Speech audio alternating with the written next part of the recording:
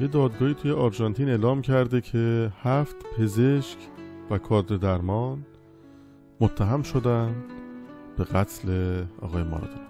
داستان از این قرار بوده که اونا عمدن وظایف ذاتی خودشون رو اجرا نکردن و عامل اصلی درگذشت مارادونا بود. نفر اول لئوپولدو لوکه بوده، جراح مغز و اعصاب 43 ساله که یکی از پزشکان آشنا به خانواده مارادونا بوده. دادستانی متهمه که این پزشک وظایف درمانی خودش رو در قبال بیمارش به درستی انجام نداده و نشانه‌های واضح نارسایی قلبی مارادونا رو نادیده گرفته. آگوستینا کوساچوف روانشناس 40 ساله و از رهبران تیم پزشکی مارادونا بوده. اون متهم شده که داروهای مارادونا رو به درستی در اختیارش قرار نداده و به تاثیر جانبی بعضی از داروها بی‌توجهی کرده و همچنین متهم شده که برای پاک کردن رد خونش در مدارک پزشکی دستکاری کرده.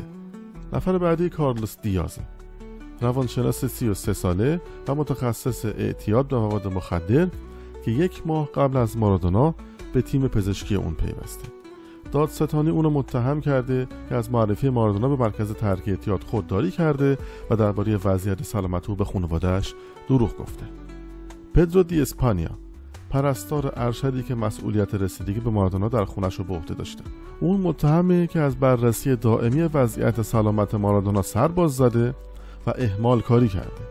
اون در یک دوره 14 روزه منتهی به مرگ دیگو مارادونا 2 بار به اون سر زده.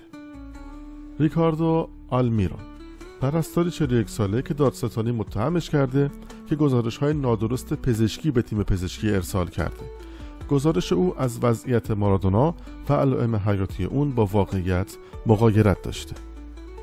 ماریانو پرونی، پرستار 44 ساله که وظیفه هماهنگی بین ریکاردو آلمیرون و دیگر پرستاران و پزشکان را به عهده داشته.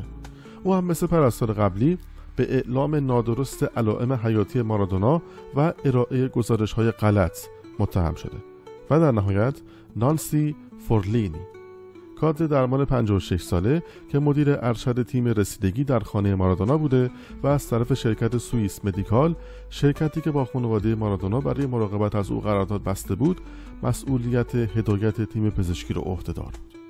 اون به دادستانی گفته که از طرف شرکت به اون دستور داده شده که به جای مراقبت‌های بیمارستانی از مارادونا از او مثل مریضی که دوره نقاهت رو میگذرونه مراقبت کنه. حیف، واقعا حیف.